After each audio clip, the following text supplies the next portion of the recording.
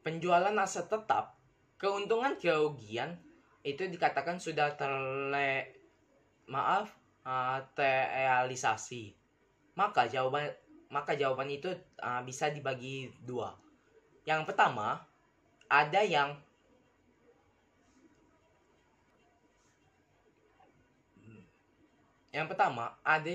aset tetap disusutkan, dan yang kedua, ada aset yang tetap tidak disusutkan.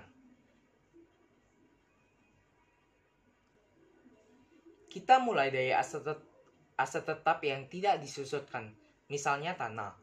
Jadi, kapan kita mengakui keuntungan atau kerugian dari penjualan aset tetap itu sudah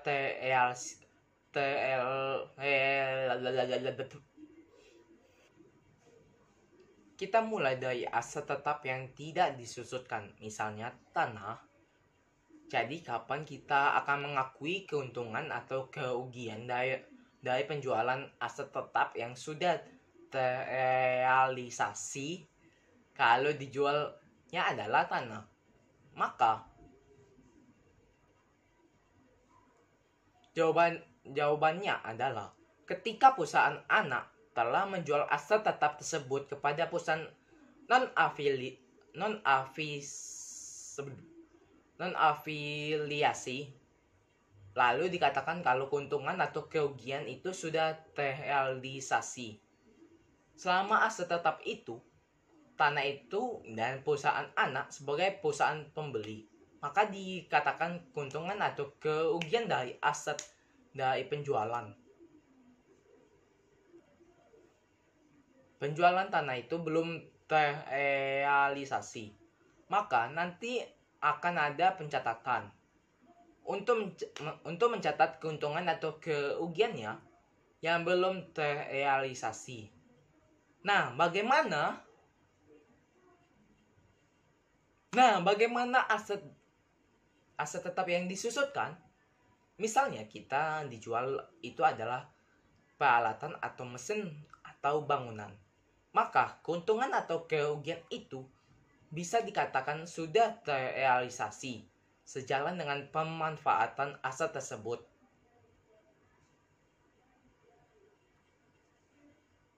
Misalnya, saya menjual aset tetap berupa peralatan kepada perusahaan anak saya, perusahaan A. Misalnya, saya menjual itu di tanggal 1 Januari 2018. Kemudian, selama tahun 2018, perusahaan A ini kan sudah memanfaatkan aset tetap saya itu selama 1 tahun. Jadi, pada saat tanggal 31 Desember 2018, maka saya sudah akan mengakui adanya keuntungan atau kerugian dari penjualan peralatan yang sudah terrealisasi sejalan dengan pemanfaatan aset tetap. Peralatan aset tetap tersebut oleh perusahaan A. Berarti saya menghitung hanya untuk 1 tahun. Karena aset tetap berupa peralatan itu baru dimanfaatkan oleh perusahaan A. Sejak dibeli dari perusahaan saya itu baru 1 tahun.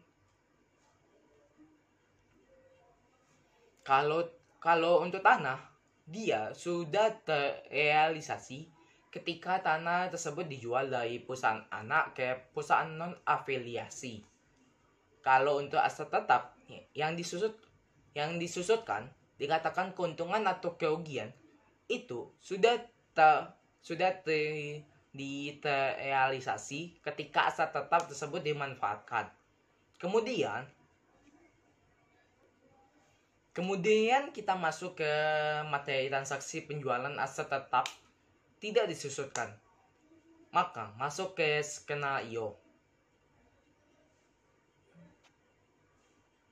Ini untuk menjelaskan dampak dari penjualan aset tanah dengan 3 skenario kemungkinan. Skenario pertama yaitu PT Palapa sebagai perusahaan induk memiliki 100% saham di PT Samudra sebagai perusahaan anak. Berikut transaksi yang berkaitan dengan aset tetap antara PT Palapa dengan PT Samudra. Peristiwa 1 yaitu PT Palapa memperoleh tanah dari pihak non-afiliasi dengan harga perolehannya 900 juta rupiah. Peristiwa kedua yaitu PT Palapa sebagai perusahaan induk menjual tanahnya kepada PT Samudra dengan harga jual 1 miliar rupiah. Dan yang terakhir, peristiwa ketiga yaitu PT Samudra sebagai perusahaan anak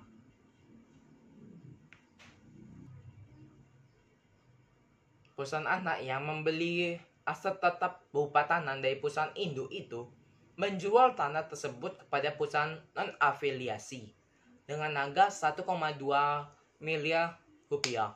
Maka ketiga peristiwa itu bisa digambarkan dalam chart seperti yang di buku ini.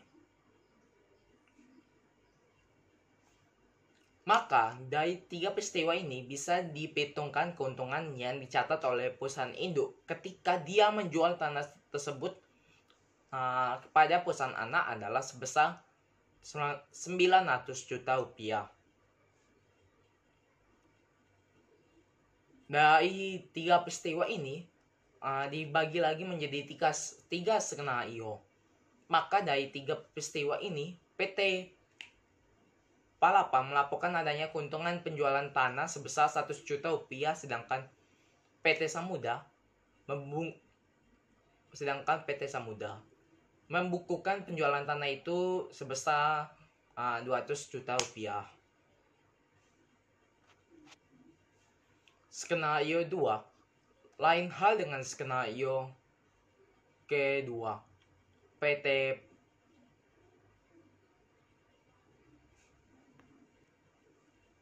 Skenario 2 yaitu lain hal dengan skenario 2. PT 1 dan P2 itu terjadi di tahun 2015. Artinya, induk memperoleh anak dari perusahaan non-afiliasi pada tahun 2015. Induk menjual kepada anak itu juga di tahun 2015.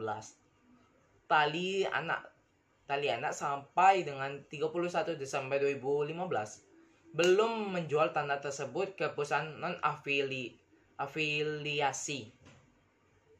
Maka di sini disimpulkan bahwa keuntungan dari penjualan tanah ini ditangguhkan. Dan skenario ketiga yaitu induk memperoleh tanah dari perusahaan non-afiliasi pada tahun 2015. Induk menjual kepada anak juga di tahun 2015. Tahun 2015 yang fokus perhatian kita sekarang itu anak telah berhasil menjual tanah tersebut ke perusahaan non-afiliasi. Maka di sini dikatakan adanya keuntungan yang sudah direalisasi. Sekian dari presentasi saya. Jika ada kata atau sifat saya yang kurang berkenan selama di video ini, saya minta maaf. Sekian dan terima kasih. Selamat siang.